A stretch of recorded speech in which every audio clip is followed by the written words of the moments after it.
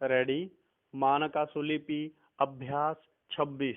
अध्यक्ष महोदय, हमारे दल ने असम राज्य की समस्या को जिस रूप में समझा है उसको हमारे दल के नेता ने इस सदन में अपने भाषण में स्पष्ट रूप से यह कह दिया है। Full stop. मैं फिर से इसी बात को दोहराना नहीं चाहता हूँ। Full stop. मैं इस बात से पूरी तरह से सहमत हूँ कि यह समस्या एक गंभीर समस्या है और देश की एकता के लिए, देश की आर्थिक स्थिति के लिए यह एक कठिन समस्या बनी हुई है।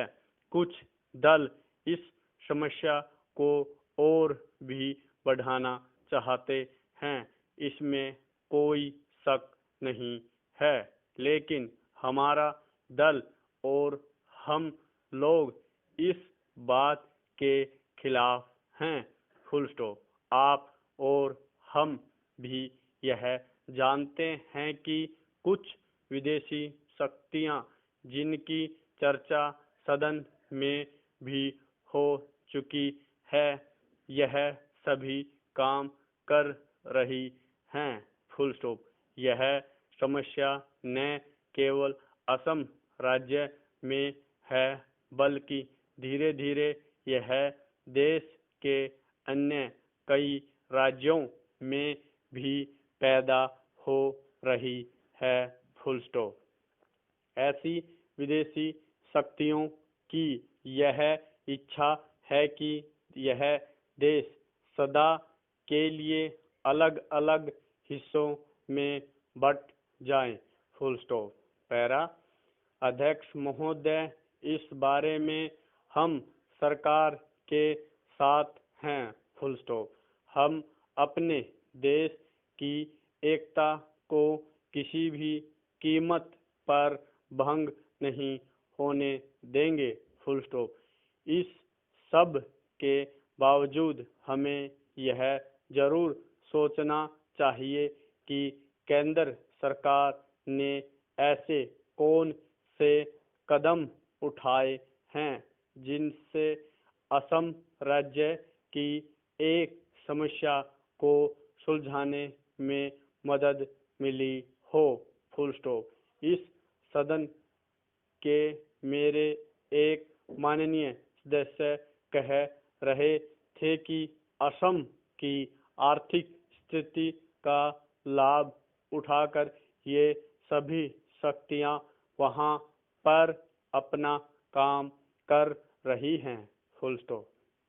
मैं भी इस बात से सहमत हूँ, लेकिन सरकार का भी तो कर्तव्य हो जाता है कि असम राज्य की आर्थिक स्थिति को जितनी जल्दी हो सके सुधारा जाए, ताकि विदेशी शक्तियां वहां की गरीब जनता से अनुचित लाभ न उठा सकें।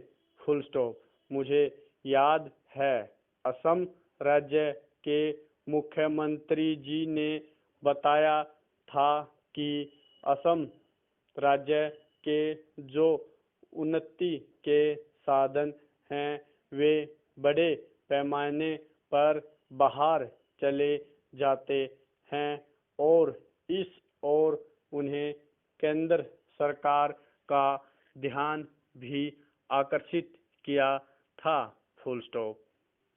लेकिन उस समय केंद्र सरकार ने मुख्यमंत्री जी की इस बात की ओर विशेष ध्यान नहीं दिया। Full stop. इसी तरह से यदि आप देखें तो आम असम राज्य की और भी विकास की योजनाओं की तरफ विशेष ध्यान नहीं दिया गया है। Full stop. यही कारण है कि असम राज्य का अब तक उतना विकास नहीं हुआ जितना कि होना चाहिए। स्टॉप।